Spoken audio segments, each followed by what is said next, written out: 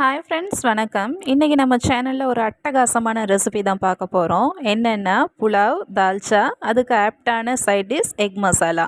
First நம்ம புலாவ் பார்த்துடலாம். ஒரு அடிகனமான பாத்திரம் வச்சுக்கோங்க. அதில் தேவையான அளவு நெய், எண்ணெய் எல்லாம் சேர்த்துக்கோங்க. பட்டை, லவங்கம், ஏலக்காய் எல்லாம் சேர்த்ததுக்கப்புறம் வெங்காயம் சேர்த்து நல்லா வதக்கி விட்டுக்கலாம். வெங்காயம் நல்லா வதங்கினதுக்கப்புறமா உங்களுக்கு தேவையான அளவு இஞ்சி பூண்டு பேஸ்ட்டு சேர்த்துக்கலாம். இஞ்சி பூண்டோட பச்சை வாசனை போகிற அளவுக்கு நம்ம வதக்கி விட்டுக்கலாம்.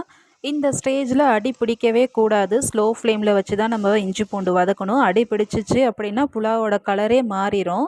அதுக்கப்புறமா தேவையான அளவு பச்சை மிளகாய், நல்லா கைப்பிடி அளவு கொத்தமல்லி, புதினா நல்லா தாராளமாக சேர்த்துக்கோங்க. பச்சை மிளகாவை கீறக்கூடாது, முழுசாக அப்படியே தான் சேர்த்துக்கணும். காம்பு மட்டும் கிள்ளி போட்டு சேர்த்துக்கணும். இந்த பச்சை மிளகா, கொத்தமல்லி, புதினா எல்லாம் நல்லா எண்ணெயில் வதங்கி வந்ததுக்கப்புறமா தேவையான அளவு தக்காளி சேர்த்துக்கணும். தக்காளியும் அதிகமாக சேர்த்துக்கக்கூடாது. அதிகமாக சேர்த்தோம் அப்படின்னா புலாவோட கலர் மாறிடும். நமக்கு புலாவ் ஒயிட் கலரில் வரணும். அப்படின்னா தான் புலாவ் பார்க்குறதுக்கே ரொம்ப அழகாக இருக்கும். அதுக்கப்புறமா தேவையான அளவு நம்ம உப்பு சேர்த்து நல்லா வதக்கி விட்டுக்கலாம். அதுக்கப்புறமா 6 டம்ளர் அளவுக்கு நான் தண்ணி எடுக்கிறேன். 3 டம்ளர் அளவுக்கு நான் அரிசி எடுத்தேன். அதுக்கு 6 டம்ளர் அளவுக்கு நான் தண்ணி எடுத்துக்கிறேன்.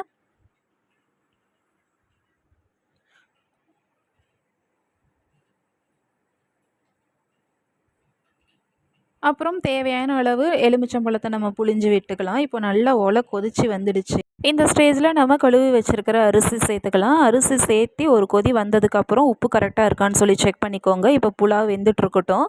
அது வரைக்கும் நம்ம தால்ச்சா எப்படி பண்ணுறதுன்னு பார்த்துட்டு வந்துடலாம். இந்த தால்ச்சா ரெடி பண்ணுறதுக்கு கடலைப்பருப்பு 75 கிராம்னா, துவரம்பருப்பு 25 கிராம், மொத்தம் சேர்ந்து 100 கிராம் ரேஷியோவில் நான் எடுத்திருக்கேன். நல்லா 3 தடவை பருப்பு நல்லா கழுவினதுக்கப்புறம் மஞ்சத்தூள், எண்ணெய் போட்டு 6-7 விசில் விட்டு வேக வச்சு எடுத்துக்கலாம். அதுக்கப்புறம் ஒரு வானொலி எடுத்து வானொலி சூடானதுக்கப்புறம் தேவையான அளவு எண்ணெய் விட்டு பட்டை, லவங்கம், வெங்காயம் இதெல்லாம் சேர்த்து நல்லா வதக்கிக்கணும். வெங்காயம் வதங்கினதுக்கப்புறமா தேவையான அளவு இஞ்சி பூண்டு பேஸ்ட்டு சேர்த்து நல்லா வதக்கிக்கணும். ஆஸ் யூஷுவல் எப்போயும் இஞ்சி பூண்டோட பச்சை வாசனை போகிற அளவுக்கு வதக்கிற மாதிரியே வதக்கி விட்டுக்கணும். வெங்காயம், இஞ்சி பூண்டு நல்லா வதங்கினதுக்கு அப்புறமா தேவையான அளவு பச்சை மிளகாயை கீரி சேர்த்துக்கணும். ஒரு 5-6 பச்சை மிளகாய் சேர்த்துக்கலாம். அதுக்கப்புறமா ஒரு கைப்பிடி அளவு கொத்தமல்லி தழை, புதினா நல்லா கொஞ்சம் தாராளமாகவே சேர்த்துக்கலாம்.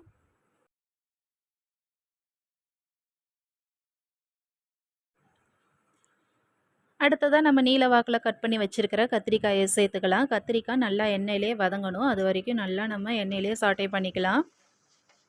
ஓரளவுக்கு கத்திரிக்காய் வதங்கினதுக்கு அப்புறமா நம்ம கட் பண்ணி வச்சுருக்கிற தக்காளி சேர்த்துக்கலாம். தக்காளி நான் பருப்பில் போட்டு வேக வைக்கல, எண்ணெயில் தான் சேர்த்துக்கிறேன். அப்படின்னா தான் தால்ச்சா ரொம்ப நல்லாயிருக்கும் டேஸ்ட்டு.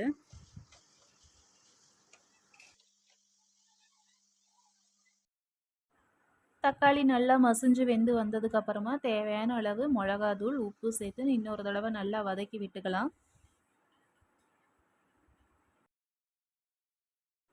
இப்போ இந்த காய் வேகிறதுக்காக பருப்பு வேக வச்சுருக்கோம் இல்லையா, அதில் மேலாப்பில் இருக்கிற தண்ணி விட்டு அரைவாசி நம்ம வேக வச்சு எடுத்துக்கலாம். அடுத்ததாக ஒரு கொதி வந்ததுக்கப்புறம் அரை சைஸ் அளவுக்கு லெமன் நம்ம புழிஞ்சு விட்டுக்கலாம். தால்ச்சாக்கு புளிப்பு டேஸ்ட் கொடுக்கறதுக்காக புளி தண்ணியும் நம்ம கரைச்சி சேர்த்துக்கலாம். அப்படி இல்லைனா லெமனும் நம்ம புளிஞ்சு விட்டு சேர்த்துக்கலாம். 2 மெத்தடில் செஞ்சால் கூட டேஸ்ட்டு அட்டகாசமாக இருக்கும். எனக்கு பர்சனலாக லெமன் சேர்த்து செய்கிற தால்ச்சா ரொம்ப பிடிக்கும். கலர் அந்த எல்லோ கலர் அப்படியே கிடைக்கும் நமக்கு. புளி சேர்த்தா கலர் மாறிடும். ஸோ இப்போ அவ்வளோதான், வேக வச்சுருந்த பருப்பு சேர்த்து தால்ச்சாவை கொதிக்க விட்டு இறக்கிடலாம். அடுத்தது எக் மசாலா பார்த்துடலாம். அதுக்கு தேவையான இன்க்ரீடியன்ட்ஸ் ஃபஸ்ட்டு நம்ம ரெடி பண்ணி வச்சுக்கலாம். ஒரு பவுல் எடுத்துக்கோங்க. அதில் கொஞ்சமாக இஞ்சி பூண்டு பேஸ்ட்டு, பெப்பர் தூள், தேவையான அளவு உப்பு, ஒரு சிட்டிகை மஞ்சள், உங்களோட காரத்துக்கு ஏற்ற மாதிரி மிளகாத்தூள் சேர்த்து நல்லா பிசைஞ்சு வச்சுக்கோங்க. நல்லா பிசைஞ்சதுக்கு அப்புறமா உப்பு காரம் கரெக்டாக இருக்கான்னு சொல்லி டெஸ்ட் பண்ணி பார்த்துக்கோங்க. இந்த எக் மசாலா உங்களுக்கு தக்காளி சாதம், புலாவ் சாதம், பிரியாணி இதுக்கெல்லாம் ரொம்ப நல்லாயிருக்கும். அப்புறமா நம்ம அடுப்பில் ஒரு வாணலி வச்சுக்கலாம். வாணலி நல்லா சூடானதுக்கப்புறம் தேவையான அளவு நம்ம ஆயில் சேர்த்துக்கலாம். ஆயில் நல்லா சூடானதுக்கப்புறம் நீல வாக்கில் கட் பண்ணி வச்சுருக்கிற வெங்காயத்தை சேர்த்து நம்ம நல்லா வதக்கி விட்டுக்கலாம். வெங்காயம் நல்லா வதங்கினதுக்கப்புறம் தேவையான அளவு தக்காளி போட்டு வதக்கி விட்டுக்கலாம். அந்த தக்காளி நல்லா மசிஞ்சு வரதுக்காக நம்ம மூடி போட்டு வேக வச்சுக்கலாம். தக்காளி நல்லா மசிஞ்சு வந்ததுக்கப்புறம் நம்ம மிக்ஸ் பண்ணி வச்சுருக்கிற அந்த மசாலாவை நம்ம எண்ணெயில் சேர்த்து வதக்கி விட்டுக்கலாம்.